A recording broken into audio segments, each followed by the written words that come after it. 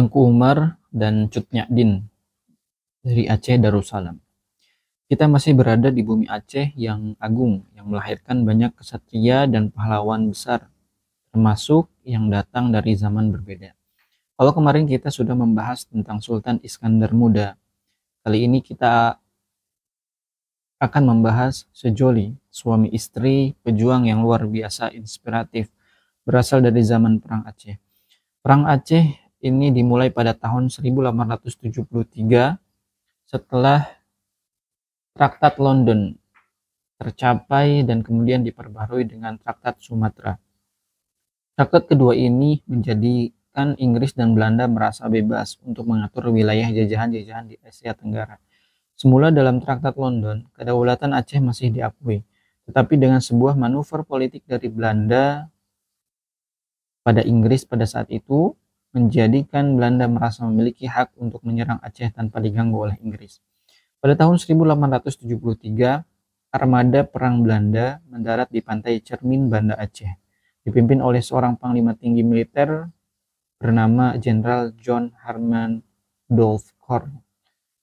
Dia memimpin pasukannya menyerbu langsung Istana Raja dan Masjid Raya Aceh. Pada saat itu, tentu bentuk desainnya tidak seperti yang kita lihat sekarang.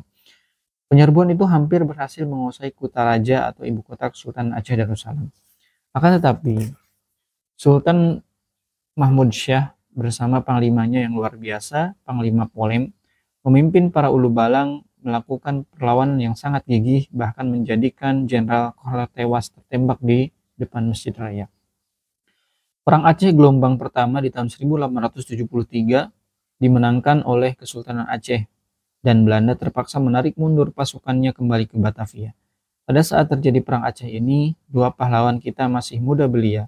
Orang pertama yang ingin kita sebut hari ini adalah Tengku Umar. Tengku Umar adalah putra dari Tengku Ahmad Mahmud, keturunan dari Datuk Makhudum Sati, seorang pemuka di Minangkabau yang merupakan zuriyah dari perwakilan Kesultanan Aceh di Minangkabau pada masa Sultan Iskandar Tsani. Tengku Ahmad Mahmud memiliki saudara bernama Tengku Nantan Setia. Pada saat itu, Tengku Nantan Setia memiliki seorang anak perempuan bernama Cut Nyak-dien yang lahir pada tahun 1848. Sementara Tengku Umar lahir 6 tahun kemudian pada tahun 1854. Kedua muda-mudi ini menjalani takdirnya. Ketika Perang Aceh meletus pada tahun 1873, Tengku Umar baru berusia 19 tahun. Dia sudah ikut berperang sebagai seorang anak muda. Saat berusia 20 tahun, dia menikah dengan Cut Nyak Sofia.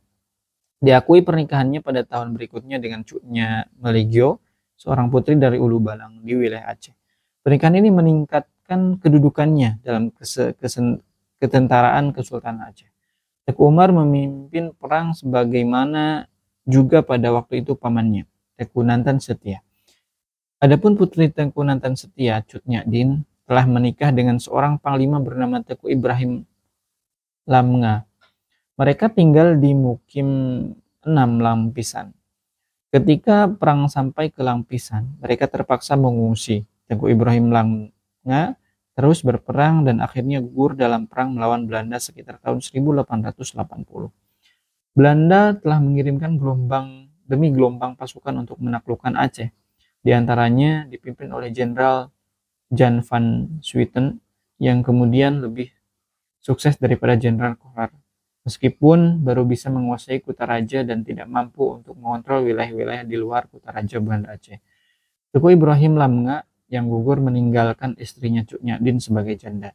Selama ini Cut Nyak-dien yang membawa-bawa putranya hasil pernikahannya dengan Ibrahim Lamnga sangat ingin untuk ikut berjuang.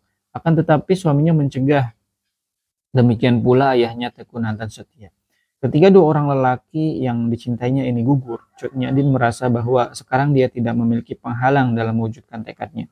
Dia akan bergabung dengan para pejuang Aceh. Pada saat itulah, tempatnya di tahun 1883, datang lamaran nikah dari Tengku Umar yang telah menjadi seorang ulu balang pada Cut Nyak-dien yang merupakan sepupunya sendiri. Pada mulanya Cut Nyak-dien menolak, tentu salah satunya faktornya usia, yakni bahwa dirinya lebih tua 6 tahun daripada Tengku Umar. Cut Nyak-dien merasa ini pernikahan yang tidak sepadan secara umur. Tetapi Teku Umar meyakinkannya bahwa persoalan usia bukanlah masalah baginya. Dan yang lebih membuat Cuk Nyadin akhirnya menerima pinangan Teku Umar adalah karena Teku Umar mengizinkan Cuk Nyadin untuk nanti ikut memimpin pasukannya bersamanya. Suatu izin yang jarang diberikan oleh para panglima Aceh kepada istrinya. Para panglima Aceh lainnya pasti akan mengarahkan istrinya untuk mengurusi keluarga, merawat anak-anak, mengungsi ke daerah pedalaman agar tidak terlibat dengan hiruk-pikuk perang melawan penjajah Belanda pada saat itu. Teku Umar berkata kepada Cuk Nyadin, "Kalau engkau berkenan menikah denganku, maka engkau akan memimpin pasukan besar." Ini tentu sebuah tawaran yang sangat menarik bagi seorang muslimah mujahidah seperti Cuk Nyadin yang telah kehilangan suaminya terdahulu maupun ayahnya di dalam perang melawan Belanda. Menikahlah mereka. Dari pernikahan antara Teku Umar dengan Cuk Nyadin ini nanti akan lahir Cut Gambang.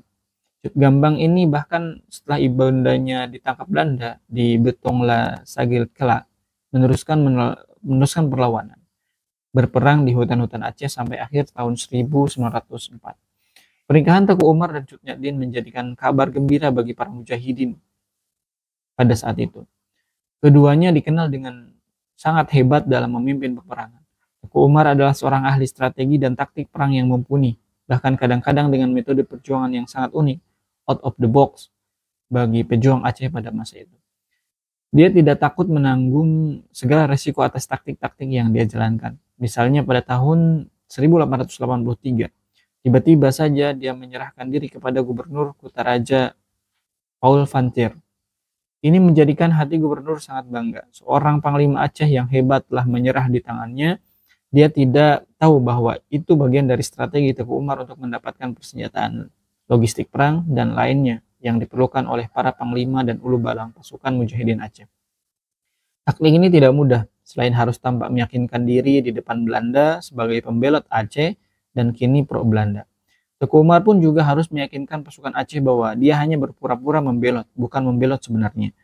Di antara cara Teku Umar untuk meyakinkan para ulu balang lain bahwa dia betul hanya bersiasat dengan menyerah dan berpura-pura memasuki dinas militer Belanda di Aceh pada saat itu adalah seluruh gajinya dia kirim dan sumbangkan kepada para panglima Aceh.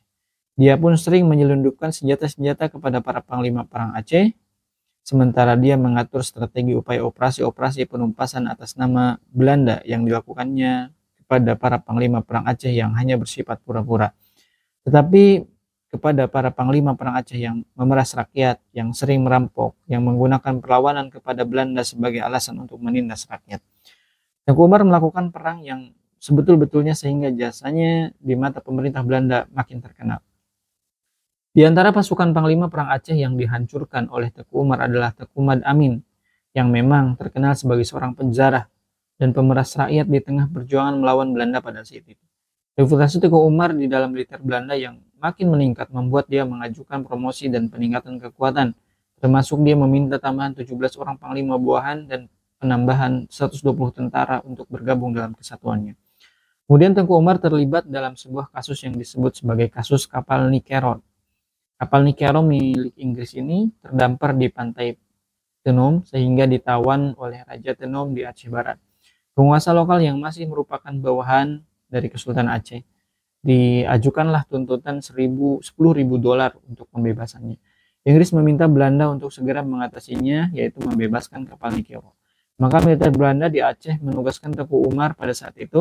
Teku Umar mengatakan kepada Belanda meminta tambahan pasukan yang dipersenjatai lengkap. Belanda menjawab bahwa tentara Eropa Belanda di Kutaraja sangat terbatas.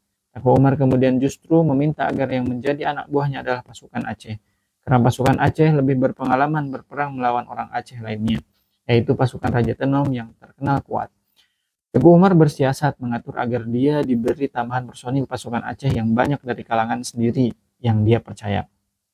Pada upaya pembebasan kapal Nikerot, Teku Umar diberikan kekuasaan atas sebuah kapal bernama Bangkulen milik Belanda. Ketika sampai di tengah lautan, di atas kapal Bangkulen, seluruh perwira Belanda yang mengiringi Teku Umar dibunuh oleh Teku Umar dan pasukannya. Kemudian Teku Umar dan seluruh pasukan pribumi Aceh kembali bergabung dengan perlawanan Aceh. Kembali bergabung dengan para mujahidin. Insiden ini membuat Gubernur Paul van Ter dipecat dari posisinya dan ditarik ke Batavia untuk mendapatkan hukuman. Teguh Umar kembali bergabung dengan pejuang Aceh, membawa logistik dan persenjataan yang sangat banyak, serta personil-personil baru yang fresh untuk berjuang melawan Belanda. Teguh Umar juga bekerja sama dengan Raja Tenom. Persenjataan dan logistik kemudian dibagi-bagikan kepada perlawanan rakyat.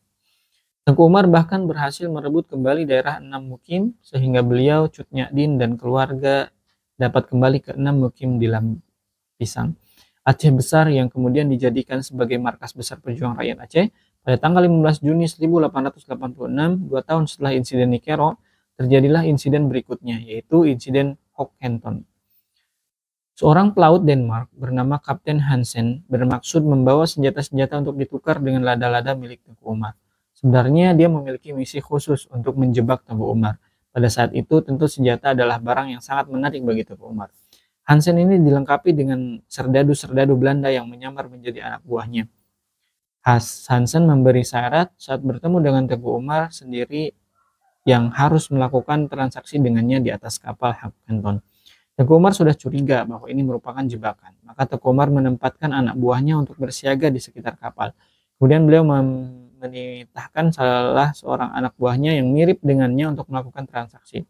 Beliau sendiri memimpin anak buahnya dalam jumlah yang lebih besar untuk mengawasi dari jarak yang tidak terlalu jauh tentang apa yang terjadi di atas kapal.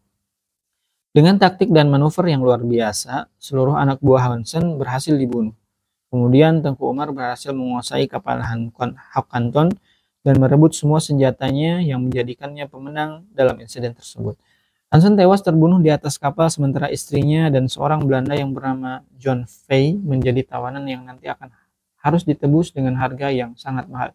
Tengku Umar kemudian harum namanya di tengah para pejuang karena keberhasilannya dalam peperangan Hockhampton.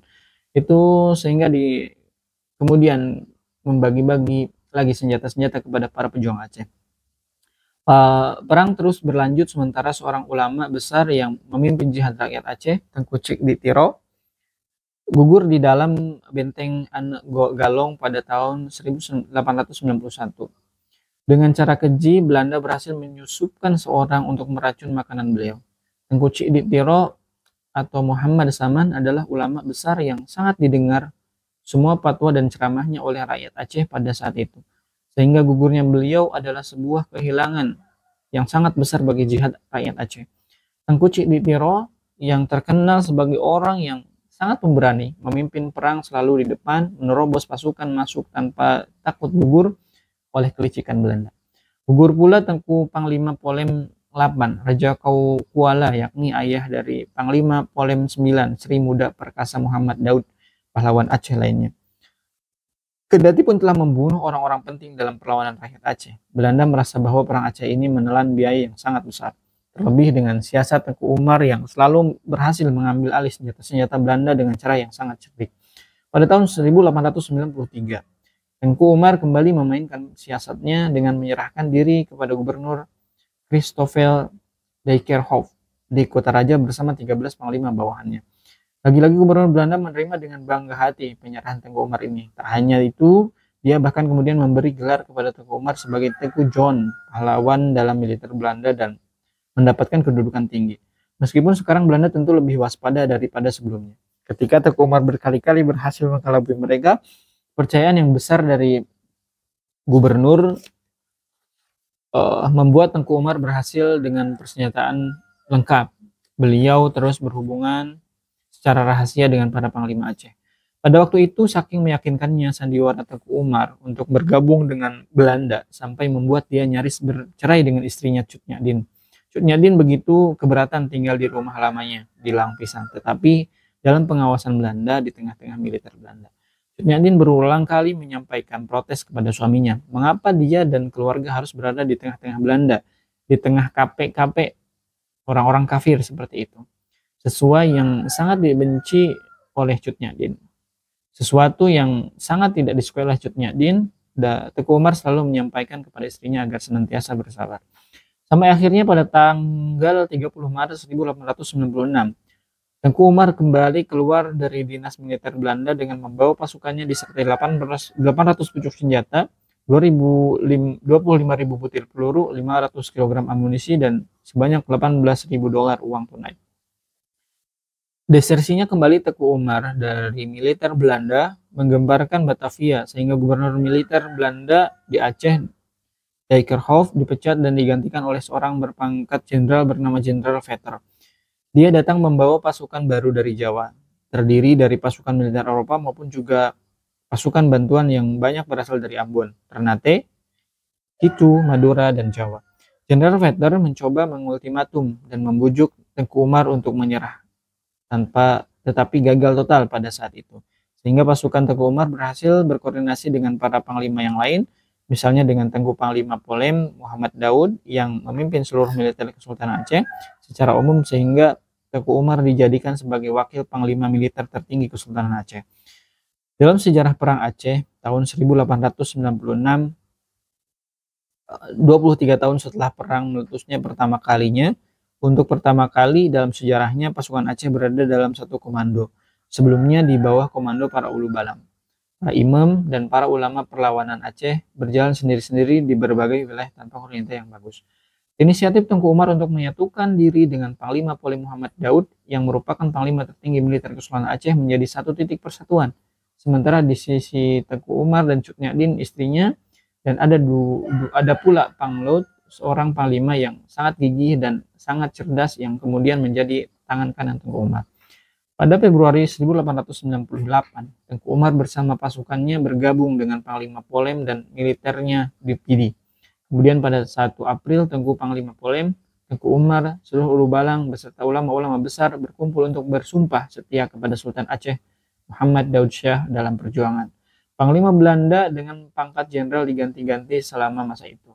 Jenderal Vetter digantikan Jenderal Peel, tapi hanya dalam waktu sepekan telah tewas oleh pasukan Aceh dalam peperangan di Kutaraja.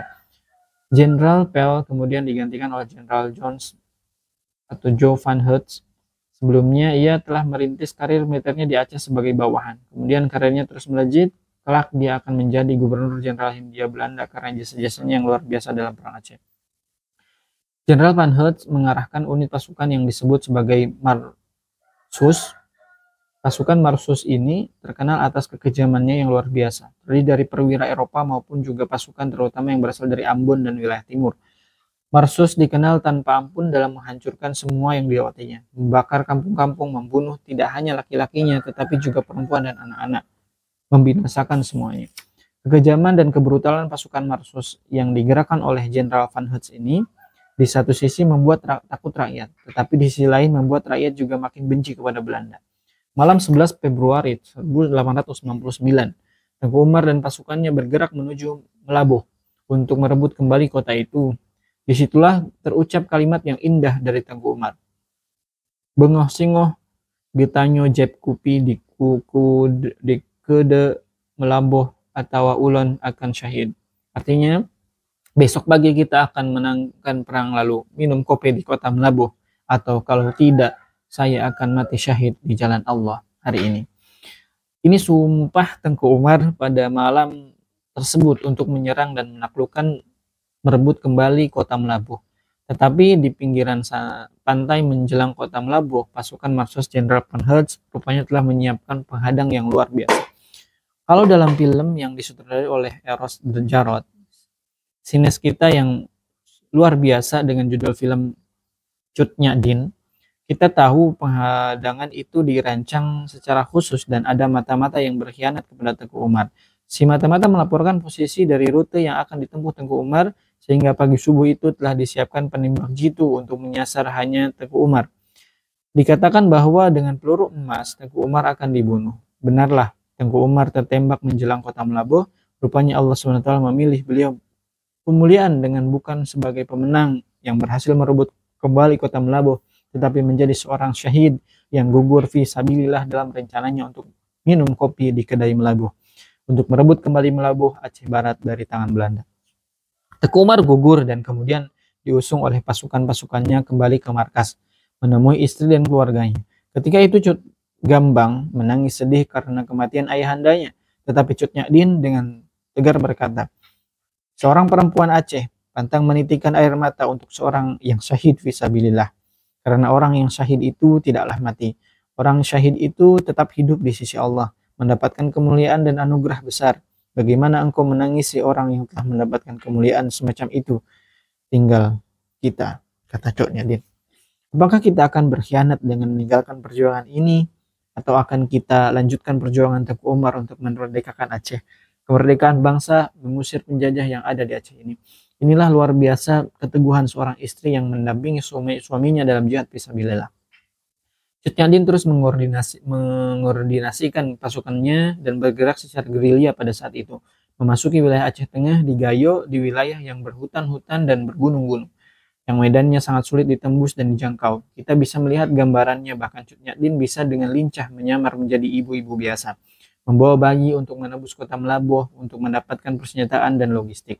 Cut Nyadin terus melawan pasukan Belanda, sementara pasukan Marsus juga terus maju sampai ke pedalaman-pedalaman Aceh, sampai ke Betong Leboh, Betong Lesage, wilayah-wilayah lain yang sangat berat medannya. Tak lupa Cut Nyadin melakukan perlawanan kepada para pengkhianat yang menjadi kaki tangan Belanda. Misalnya, dalam film kita bisa melihat adegan eksekusi Teku Labeh yang dilakukan oleh Cut Nyadin karena pengkhianatannya kepada rakyat Aceh. Perjuangan Cut Nyadin yang terus berpindah-pindah di usia yang tidak lagi muda ini menyebabkan kesehatannya menurun drastis. Berbagai penyakit seperti nyeri tulang dan encok, demam, serta uzur tubuhnya yang menjadikan beliau makin lemah. Tapi tak ada kata menyerah dalam kamus Cut Nyadin. Sehingga betapapun harus dipanggul dan digendong, Cut Nyadin terus bergerak. Matanya makin lama makin dilanda rabun dan kesulitan, sehingga Panglima kepercayaannya pada saat itu merasa sangat iba dan kasihan kepada Cut Nyadin. Dia tidak tega membiarkan Cut Nyadin melanjutkan perjuangan di saat seperti itu. Maka Panglut dengan maksud baik supaya Cut Nyadin bisa hidup nyaman di usia tuanya, melakukan korespondensi dengan pasukan Belanda lalu membuat persetujuan untuk menyerahkan Cut Nyadin dengan beberapa syarat. Syarat pertama, Cut Nyadin akan diperlakukan baik, tidak sebagai seorang tawanan, tetapi dimuliakan dan diberi tempat di Kutaraja. Syarat kedua, Panglut mensyaratkan Cut Nyadin tidak boleh dipisahkan dari rakyat Aceh dan tanah Aceh. Syarat tersebut disetujui oleh Belanda yang ternyata hanya tipu muslihat semata-mata, sehingga markas Cut Nyadin di Betong Lesage kemudian direbut oleh Belanda. Cut Nyadin yang terus berusaha melawan akhirnya mencium pengkhianatan, mencabut rencongnya dan berusaha untuk menikam siapapun di antara pasukan Belanda yang mendekat. Tetapi karena usia tuanya dan uzurnya, maka beberapa pasukan Belanda mengelilinginya dan kemudian melumpuhkannya dan merebut rencong dari tangannya. Sehingga Cut Nyadin berhasil ditangkap dan kemudian dibawa ke Kutaraja.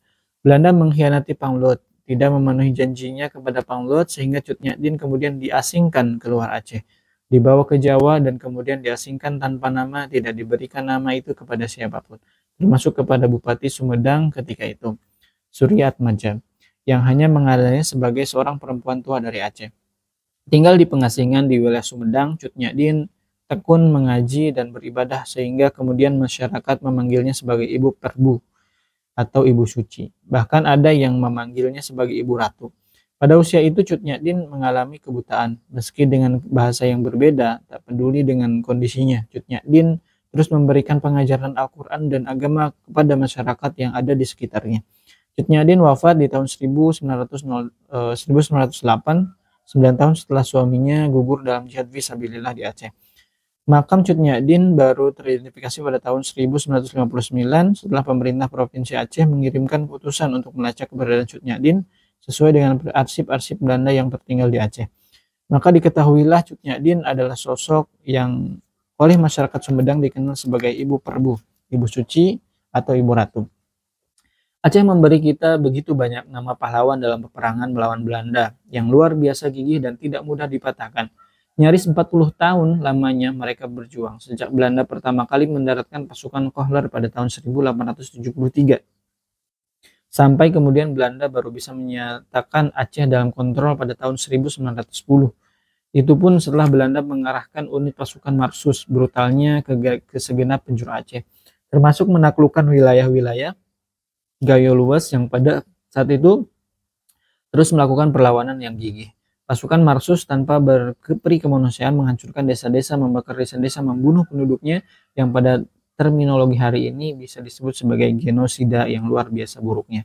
Pada masa perjuangan itu Aceh menyumbangkan banyak nama. Selain Tengku Umar dan Cut Nyadin, tentu banyak nama lain seperti Tengku Pakinah, seorang ulama yang perempuan yang terus mengorbankan jihad fisabilillah. Ada juga Cut Nyat Metia, Pecut Murah Intan, dan banyak lagi nama yang lain yang luar biasa sumbangsihnya di dalam peperangan melawan Belanda, yang sangat luar biasa menguras energi dan biaya bagi penjajah di tanah Aceh. Bahkan orang Belanda mengakui kegigihan orang Aceh yang bertarung sampai mati. Belanda sampai menyebut keluar kalau sudah melawan orang Aceh mereka seperti orang gila. Orang seperti Pocut Merah Intan disebut terluka tapi tidak pernah menyerah, tidak sudi disentuh oleh orang-orang kafir, terus bertarung melawan saudara-saudara pria yang mendekatinya, lalu membunuh mereka. Ketika lukanya mengering, berdiri lagi untuk berperang, terus seperti itu sampai gugur. Sesuatu yang menakjubkan. Inilah Aceh yang menyumbangsihkan untuk kita nama-nama orang dikenang sepanjang sejarah sebagai syahid dan syahidah. Tengku Umar dan Cut Nyadin memberi pelajaran kepada kita satu hal yang disabdakan Rasulullah SAW 13 abad sebelumnya, yaitu bahwa perang adalah tipu daya. Tipu daya Tengku Umar yang dijalankan dalam melawan Belanda membuka mata kita betapa efektifnya siasat Tengku Umar itu untuk mendapatkan senjata, logistik, dan biaya perang yang memang tidak murah dari sang penjajah. Tidak banyak para pahlawan kita, para pejuang kita yang menggunakan siasat seperti Tengku Umar, karena mungkin siasat ini terdengar tidak kesatria. Siasat ini terdengar seperti menipu. Siasat ini pasti akan juga dilihat oleh orang lain sebagai sesuatu yang nista. Kalau sampai menyerah pada penjajah, termasuk keinginan Cut Nyadin yang sampai nyaris meminta cerai kepada suaminya ketika suaminya berpura-pura menyerah kepada Belanda. Tapi sekali lagi, perang adalah tipu daya dan menipu penipu adalah kecerdasan yang agung. Pada masa perang sebelumnya, Belanda telah menipu Pangeran Diponegoro yang berunding kemudian ditangkap secara hianat. Belanda juga sudah menipu Tengku Imam Bonjol yang dalam perundingan di Pelapuh juga dikhianati dan ditangkap. Belanda juga mengkhianati Sultan Mahmud Baharudin II dari Palembang dan Pangeran Antasari dari Banjar yang nyaris juga tertangkap dengan cara seperti itu. Akan tetapi dalam kasus Tengku Umar, dia membuktikan bahwa dia lebih cerdik daripada penjajah, dia lebih cerdas daripada penjajah, dia lebih pintar dalam berpura-pura untuk mendapatkan modal perjuangan bagi bangsa Aceh melawan Belanda pada masa itu. Siasat Tengku Umar adalah salah satu pilihan perjuangan yang masuk akal pada zamannya dan yang menarik untuk ditiru oleh generasi selanjutnya dalam menghadapi para penipu dan pengkhianat dengan tipuan. Karena perang adalah juga tipu daya. Di situ pula kita melihat Cut Nyadin, seorang istri setia, seorang mujahidah yang tangguh, yang tidak menitikan air mata ketika suaminya meraih derajat syahid di sisi Allah. Dia paham dengan sangat meyakinkan suaminya tidak mati tetapi hidup di sisi Allah, dan sekarang menjadi gilirannya untuk memimpin perjuangan melawan Belanda yang telah diwariskan oleh suaminya. Dengan prinsip itu pula dia mendidik putrinya Cut Gambang, sampai dikatakan bahkan setelah seluruh pahlawan di Aceh nyaris padam, semuanya Cut Gambang masih terus bergerilya dari hutan ke hutan bersama suaminya untuk mengobarkan perlawanan terhadap penjajah seperti yang telah dilakukan oleh ayah dan ibunya, dua panglima hebat dari Aceh, Tengku Umar dan Cut Nyadin. Semoga Allah merahmati Tengku Umar dan Cut Nyadin, dua pahlawan besar pejuang dari Aceh yang telah kita simak kali ini. Mudah-mudahan kita semua senantiasa mendapatkan inspirasi untuk melalui mereka. Apapun yang terjadi, perjuangan harus terus dinyalakan.